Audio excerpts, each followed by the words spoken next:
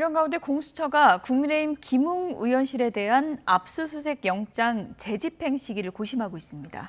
네, 공수처는 또 김웅 의원과 손준성 검사 자택 등에서 확보한 다른 압수물에 대한 분석 작업에 들어갔습니다. 공수처에 나가 있는 취재기자 연결합니다. 우철희 기자. 네, 공수처입니다.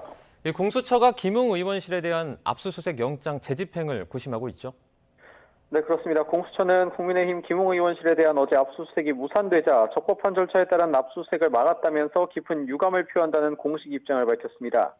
국민의힘 측이 수사팀의 합법적인 행위를 다수의 힘으로 가로막고 공수처 검사에게 고성과 호통, 반말까지 했다고 비판했습니다. 공무집행 방해의 소지가 있다는 반응을 보이기도 했습니다. 공수처는 일단 의원실에 대한 압수수색을 언제 어떻게 다시 나설지 깊은 고심에 빠졌습니다. 무작정 다시 집행에 나섰다간 어제와 같은 일이 반복될 가능성 때문입니다. 다만 강제 수사에 나선 이유가 증거인멸 방지와 신속한 의혹 규명이라는 점에서 시기를 무작정 늦출 수만은 없는 만큼 내부 논의를 거쳐 조만간 다시 시도할 것으로 보입니다. 공수처는 다만 국민의힘 측이 김진욱 차장과 담당 검사 등을 검찰에 고발한 것에 대해서는 상황을 지켜보겠다면서 특별한 입장을 내진 않았습니다. 이와 관련해 고발 사주 의혹을 공수처에 고발했던 시민단체 사법정의 바로 세우기 시민행동은 김웅 의원과 김기현 원내대표 등 국민의힘 의원과 관계자들을 특수공무집행 방해 혐의로 검찰에 고발했습니다. 네, 의원실 압수수색은 결국 못하게 됐지만 어제 김 의원과 손준성 검사 관련 여러 장소를 압수수색했는데요. 수사는 어떻게 진행되는 건가요? 네, 일단 오늘은 숨고르기와 함께 압수물 분석에 들어갔습니다. 공수처는 현재 수사 3부 전체와 일부 수사 2부 인력까지 더해 고발사주 의혹 수사팀을 꾸렸습니다. 어제 밤까지 수사 관련 상황이 이어진 만큼 오늘 상당수 인력은 휴식을 취하고 일부 인원만 출근했습니다. 여운국 공수처 차장도 수사 상황을 보고받고 필요한 지시를 내리기 위해 출근한 것으로 확인됐습니다.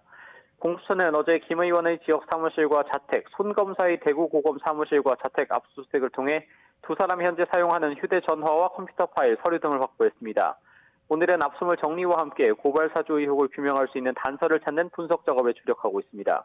이와 함께 공수처는 앞서 고발 사주 의혹의 제보자 조성은 씨를 불러 기초 조사를 한 데 이어 텔레그램 대화방 등이 담긴 휴대전화 자료를 제출받은 것에 대해서도 분석을 이어갑니다.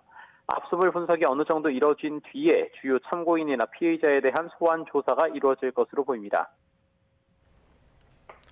윤석열 전 검찰총장도 피의자로 입건이 된 상황인데 윤 전 총장에 대한 수사는 어떻게 됩니까? 네, 공수처는 윤석열 전 총장을 피의자로 입건하긴 했습니다만 범죄 혐의점을 포착한 것은 아니라고 분명히 했습니다. 어제 압수수색 대상에도 포함되지 않았는데 공수처는 조사 상황을 보고 결정할 문제라면서 강제 수사에 대해서 상당히 신중한 입장입니다. 하지만 윤 전 총장 관여 여부 등 의혹을 명확하게 규명하기 위해 소환 조사가 이루어지지 않겠냐는 관측이 나옵니다. 대선에 영향을 줄 수 있다는 비판 등을 의식해 증거조사와 주요 관련자들에 대한 조사를 꼼꼼히 진행한 이후에야 가능할 전망입니다.